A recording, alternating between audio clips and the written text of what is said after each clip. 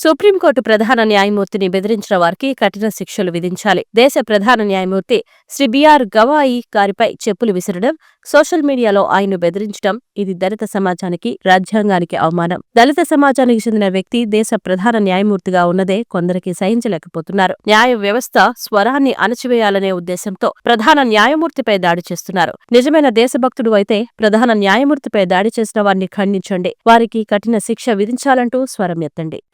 नमस्कार दोस्तों, हमारे मुख्य न्यायाधीश chief justice of India justice Gavai पर जूता फेंकने की घटना ने पूरे देश को झकझोर के रख दिया है। एक शख्स ने हमारे देश के चीफ जस्टिस गवई पर जूता फेंकने की कोशिश की। इसके बाद सोशल मीडिया पे जस्टिस गवई को मारने, पीटने और न जाने किस किस तरह की हिंसा करने की ढेरों धमकियां दी जाने लगी। अलग अलग तरीके से उनका अपमान किया जाने लगा। इन लोगों ने ना ही जूता फेंकने वाले के खिलाफ कोई कार्रवाई की और ना ही धमकियां देने और अपमान करने वालों के खिलाफ इन लोगों ने कोई कार्रवाई की। ऐसा लगा जैसे ये सब एक सुनियोजित सिस्टमैटिक तरीके से किया गया एक षड्यंत्र है।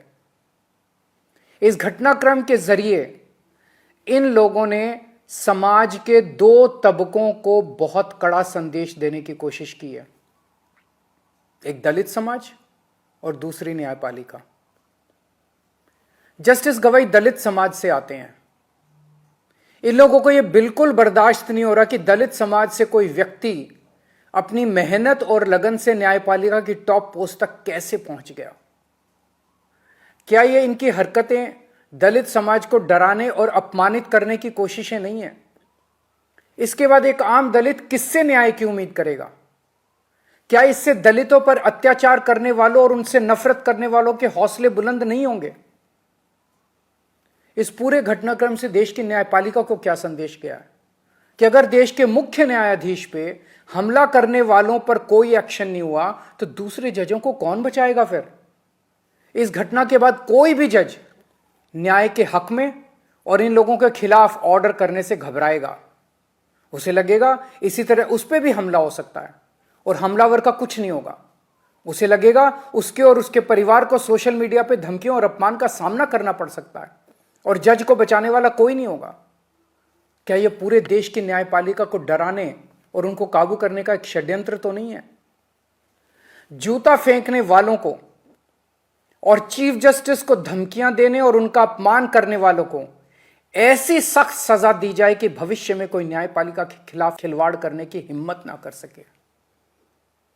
चुनाव आयोग, मीडिया और विपक्ष के बाद अब ये न्यायपालिका की आवाज को दबा के पूरे लोकतंत्र को खत्म करना चाहते हैं। न्यायपालिका की स्वतंत्रता हमारे देश के अस्तित्व के लिए अहम है।